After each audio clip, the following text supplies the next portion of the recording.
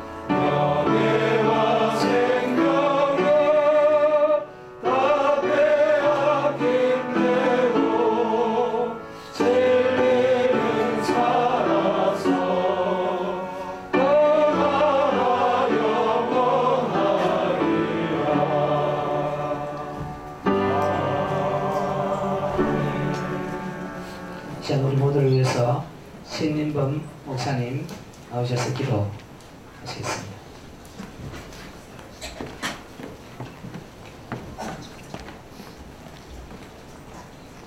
제10회 종교개혁 기념 학술 세미나를 개최케 하신 하나님께 감사를 드립니다.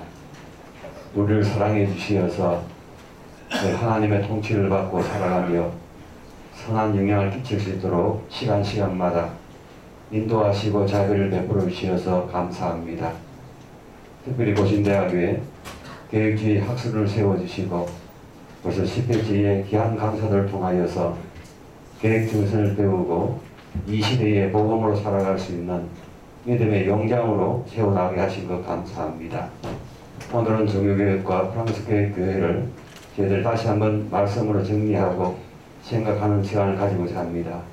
세우신 폴 웰스머슨 박사님과 주동훈 박사님에게 함께 하시고 은혜 베풀어 주시며 특별히 이 시간은 조승국 목사님을 통하여서 신앙의 정통과 생활의 순결에 대해서 말씀을 듣고자 합니다. 다니엘이 뜻을 정하여 주님 앞에 기도하고 무릎을 세워나갔던 귀한 믿음의 일들을 저희들이 한 시간도 말씀을 통하여 묵도하기를 원하오니 큰 은혜 베풀어 주시옵소서. 모든 시간마다 성령 하나님께서 감동과 감화가 있게 해주시고 보석을 캐는 복된 시간으로 삼아 주옵소서. 감사합니다. 예수님의 이름으로 기도드립니다. 아멘.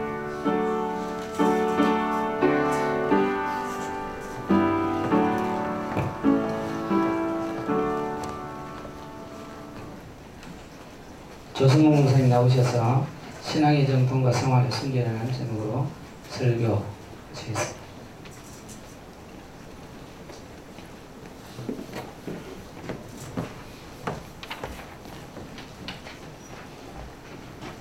예수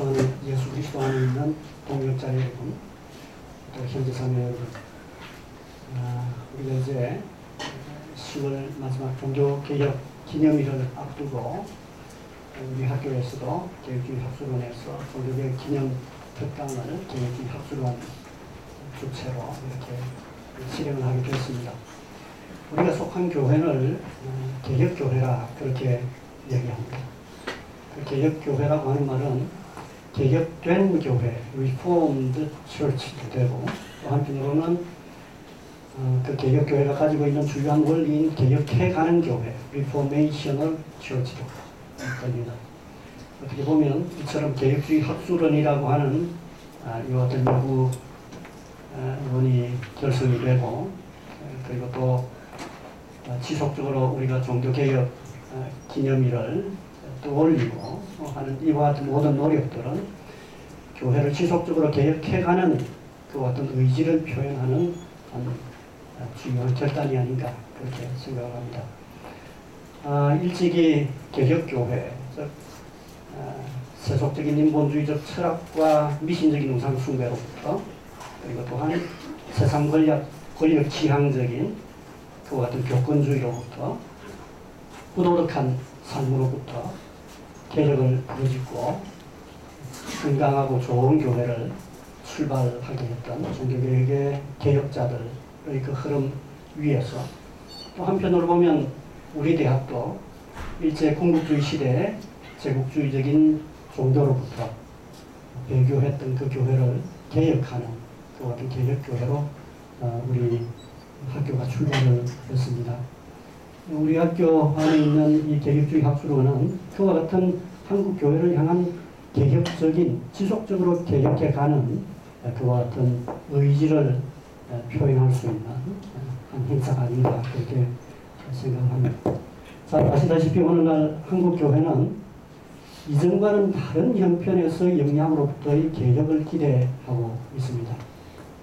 그것은 돈과 경제 중심의 자본주의, 그리고 또한 지독하게 개인주의적인 인본주의, 이와 같은 세속적인 사조가 한국 교회를 개혁교회답지 못한 교회로 만들어가고 있는 현실입니다. 그래서 종교개혁을 깊이 생각하는 많은 분들은 좀 극단적인 비판이긴 하지만, 종교개혁 이후에 오늘날 한국교회처럼 부패한 교회가 있었는가 하는 그와 같은 질문을 던지기도 하는 것이 사실입니다. 저는 이와 같은 때에 오늘 하나님의 말씀 다니엘서 6장 1절부터 15절까지 좀 긴 말씀입니다만, 이 다니엘서의 말씀이 우리에게 오늘날 한국교회의 개혁과 관련하여 대단히 중요한 또 종교개혁적인 정치를 담고 있는 말씀이라고 보았습니다. 잘 아시다시피 한국교회의 개혁은 참 우리 고신대학교의 표 중에도 교육 목적 중에서도 첫 번째가 개혁주의 신앙의 정통과 생활의 순결을 겸비토록 한다 이렇게 되어 있는데, 우리의 신앙의 선배들이, 우리 학교의 신앙의 선배들이 신앙의 정통과 생활의 순결이라고 하는 이와 같은 표현을 종교개혁적인 전통을 한국적인 방식으로 잘 정리한 표현으로 수용해 왔습니다. 신앙의 정통과 생활의 순결 중에 오늘날 한국교회에 순수상 더 필요한 게 있다면 신앙의 정통보다도 생활의 순결이 아닌가 하는 것 같은 생각을 한편으로 하게 되기도 합니다. 흥미롭게도 오늘 다니엘서 6장의 말씀에는 순서가 그렇게 되어 있습니다. 생활의 순결과 관련된 요구가 교훈이 앞서 나오고, 신앙의 정통과 관련된 주요한 요체가 나타나고 있습니다. 세속사회 안에서 하나님의 선지자의 역할을 하면서도 세속사회의 고위 관리로서 살아계신 하나님과 하나님께서 전 세계를 통치해 가신다고 하는 것을 생생하게 증거했던 다니엘의 그 메시지뿐만 아니라 다니엘의 그 놀라운 체험이 참 종교개혁보다도 훨씬 더 이전에 있었던 사건이지만, 그럼에도 불구하고 무엇이 참된 그리스도인인가, 무엇이 참된 교회인가 하는 것을 보여주는 아주 중요한 평이하면서, 신학적이라기보다는 평이하면서 삶의 개혁을 요구하는 중요한 교훈을 담고 있는데, 그 첫 번째가 생활의 순결과 관련된 것입니다. 3절과 4절이 그와 관련된 주요한 교훈을 우리에게 주고 있는데, 3절 보면 다니엘은 마음이 민첩하여 총리들과 고관들 위에 뛰어나므로, 여기 민첩하다, 뛰어나다, 다니엘의 개인적인 탁월성을 표현하고 있는 표현이기도 합니다. 생활의 순결 안에 있는 참다운 그리스도인, 성숙한 그리스도인은 자기가 하는 일에 있어서 탁월성, 실력을 보여줄 수 있어야 된다. 그게 도덕성과 멀지 않다고 하는 사실을 우리에게 보여주고 있다고 보고요. 더불어서 또 4절에 그가 충성되어 하는 표현이 거기에 나오는데 trustworthy, not negligent. 도덕성이라고 하는 것은 사람을 소극적으로 만들 때가 참 많습니다. 실수하지 않아야지, 조심해야지. 그러나 이게 충성되어 신뢰감 있고 태만하지 않고 적극적인 것 같은 아주 적극적이고 적극적인 좋은 특성을 다니엘이 생활의 순결과 관련하여서 보여주는 특성으로 성경이 기록을 하고 있습니다. 더불어서 또 4절에 그의 원수들이 쭉 아무리 찾았지만 아무 허물도 찾지 못하였으니, 아무 그릇됨도 없고 아무 허물도 없음이었더라. neither corrupt, 부패함이 없었다. 자기 이득을 취하기 위하여서 무리한 일을 해본 일이었다 하는 이와 같은 표현들이 생활의 순결과 관련된 아주 흥미로운 특성으로 표현이 되어 있습니다. 어떻게 보면 종교개혁적인 우리의 삶에서 개혁되어야 할 아주 중요한 변화된 삶, 그 특성 중에 하나가 생활의 순결이라고 할 때 그것은 두 가지로 우리에게 정리가 될 것 같습니다. 세 가지처럼 보이지만, 하나는 자신이 하는 일에 있어서 성실한 노력의 결과라고 할 수 있는 일에 있어서의 실력, 자신이 맡은 그 직무에 있어서 적절한 능력을 보여주지 못하는 것, 그것 역시 도덕성과 관련된 문제가 될 수 있는 것입니다. 물론 다니엘처럼 특별한 재능을, 은사를 하나님으로부터 받은 사람들도 있지만 설사 그렇게 되지 못한다고 하더라도 자신의 분량 안에서 맡은 일에 정말 이처럼 꾸준한 노력, 성실한 노력과 경험은 실력으로 이어지는 것이 일반적이기 때문입니다. 더불어서 도덕성은 실력과 아주 밀접한 연관성을 가지고 있습니다.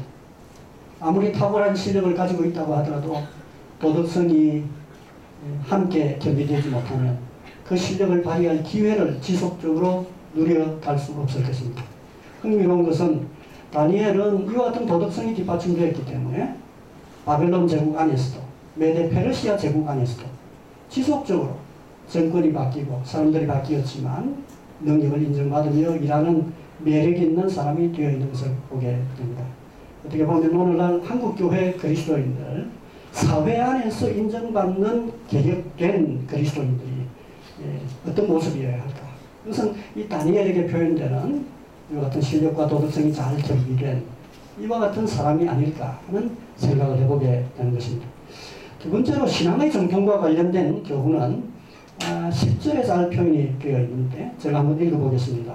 다니엘이 이 조서의 왕의 도장이 찍힌 것을 알고도 자기 집에 돌아가서는 윗방에 올라가 예루살렘으로 향한 창문을 열고 전에 하던 대로 하루 3번씩 무릎을 꿇고 기도하고 거기 하나님께 감사하였더라. 이렇게 기록이 되어 있습니다.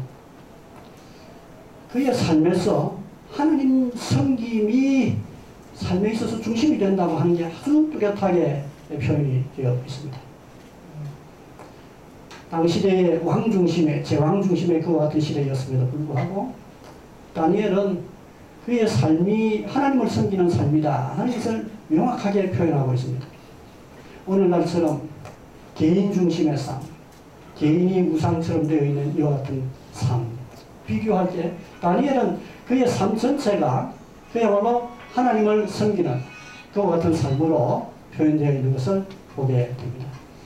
겸손하게 하나님 앞에 무릎을 꿇고 기도하는 그와 같은 모습, 감사하는 그와 같은 모습이 하나님의 섬김이라고 하는 게 정통적인 삶에 있어서 가장 중요한 내면적인 특성이라고 하는 사실을 잘 보여준과 동시에 그의 원수들이 다니엘을 덫에 빠지도록 하기 위해서 만든 주요한 조건이 무엇입니까? 하나님의 율법의 말씀을 지키는 것을 덫으로 삼았습니다.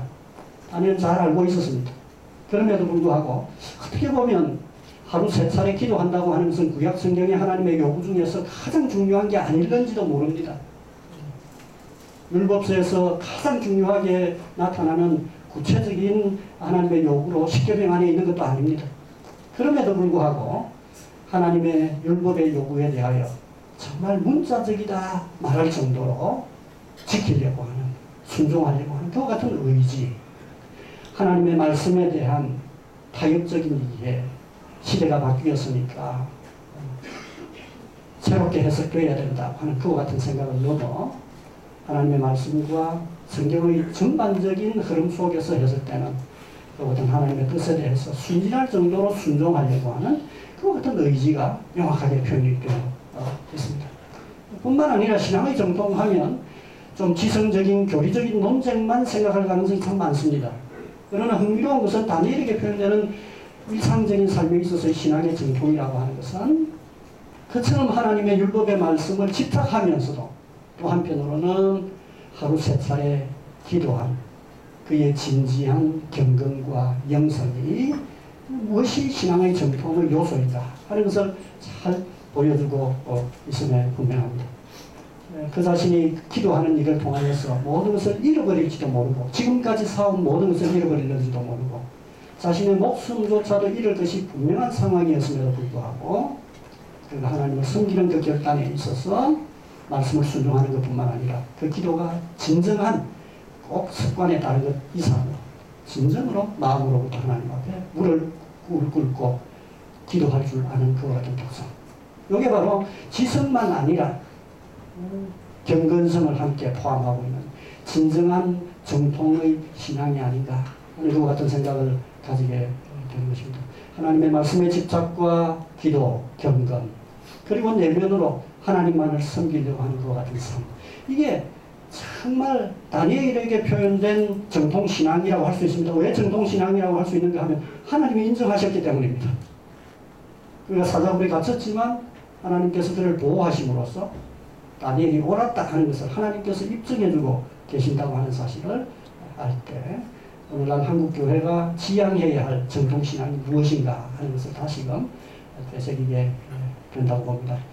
하나님의 특별한 은혜로 개혁이 필요한 한국교회, 한국교회를 향하여 우리가 오늘도 이와 같은 프랑스의 종교개혁을 함께 배우게 될 텐데 이 배움이 우리의 지적인 호기심 그것으로 한정되는 게 아니라 그것을 넘어 한국교회 오늘날 참다운 개혁이 무엇인가, 어떤 부분을 개혁해야 할 것인가, 프랑스의 그 개혁가들을 통해서 우리가 무엇을 배울 수 있는가, 이러한 배움이 한편으로 보면 신학을 전공하는 모든 사람들에게는 개혁해가는 교회, 개혁되고 개혁해가는 교회의 개혁하는 교회의 지도자들이 되도록 함과 동시에 우리가 정말 한국교회가 개혁해가는 좋은 개혁된 교회가 될 수 있도록 하는 일에 우리가 하나님을 섬기는 의미에서 최선을 다하는 저와 우리 모두 되었으면 좋겠습니다. 기도하겠습니다. 감사합니다, 주님. 우리에게 오늘 좀 뜻깊은 귀한 시간 허락해 주셔서 감사합니다. 다니엘을 통하여서 또 우리에게 신앙의 정통이 무엇인지, 생활의 순결이 무엇인지 생각하게 해주신 것 감사합니다. 오늘 프랑스의 종교개혁을 또한 배우면서 절실하게 필요한 이와 같은 개혁이 우리 한국교회도 일어날 수 있도록 은혜를 베풀어 주시고 우리가 그 일에 작지만 쓰임받을 수 있도록 은혜를 베풀어 주시옵소서. 감사드리며 예수님 이름으로 기도합니다. 아멘.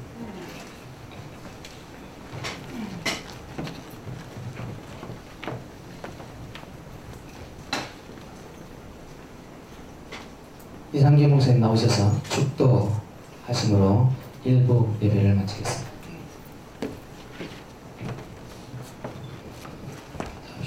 우리 주 예수 그리스도의 은혜와 하나님 아버지의 무한하신 사랑과 성령의 충만하심이 함께 머리 숙인 우리 모든 하고들과 이 자리에 참여한 학도들을 위해 이제부터 영원토록 함께 하시기를 축원하옵나이다.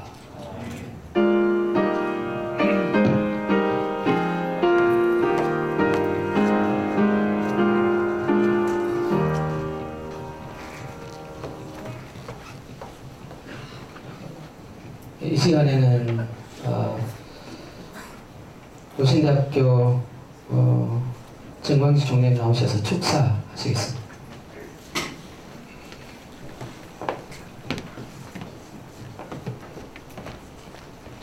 여러분 반갑습니다. 제10회 이렇게 종교의 기념 학술 세미나가 성대하게 열리게 된 것을 하나님 앞에 영광을 돌려드리고 이를 위해서 멀리서 오신 우리 프랑스 로열스 교수님, 그리고 우리 백석대학의 주동훈 교수님, 그리고 이를 위해서 준비하신 우리 개혁주의 학술원의 여러 원장님과 또 교수님들, 그리고 우리 학내의 우리 상규 교수님 비롯한 교수님들, 그리고 많은 내외 기빈들, 그리고 우리 학우 여러분들 진심으로 환영하고 축하합니다. 종교개혁을 이렇게 500주년을 앞두고 여러가지 다양한 행사들이 전 유럽에서 일어나고, 제가 몇 년 전에, 작년이네요, 독일의 비텐베르그를 갔을 적에 17년도 이렇게 500주년 행사를 위해서 그 호텔의 부킹이 끝났다는 말을 들을 정도로 칼빈주의자들은 칼빈주의자대로, 또 루터파는 루터파대로 다 종교개혁을 기념하는 이런 행사를 전 세계적으로 가지고 있습니다. 우리가 이번 주간도 사실 독일의 또 훌륭한 교수님 모셔가지고 어제도 이 같은 시간 같은 자리에서 여러 가지 자료들을 제시하면서 루터에 대한 또 기본적인 좋은 강의를 들었는데, 이게 오늘 프랑스 종교개혁, 아마 미굴파를 다루시는지 잘 모르겠는데 이렇게 좋은 강좌하고, 또 우리 칼빈의 동력자고 또 그를 정말 제네바에 머무르려고 간청을 했던 파렐에 대한 아주 좋은 강의가 열리게 되어서 너무 뜻깊은 행사가 되었습니다.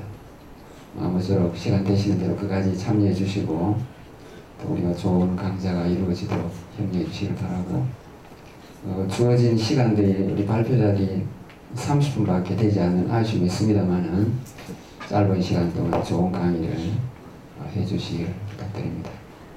우리 프랑스 교수님에게 잠시 인사하겠습니다. Welcome to our university and thank you for your lectures with a very interesting subject about the French Reformation.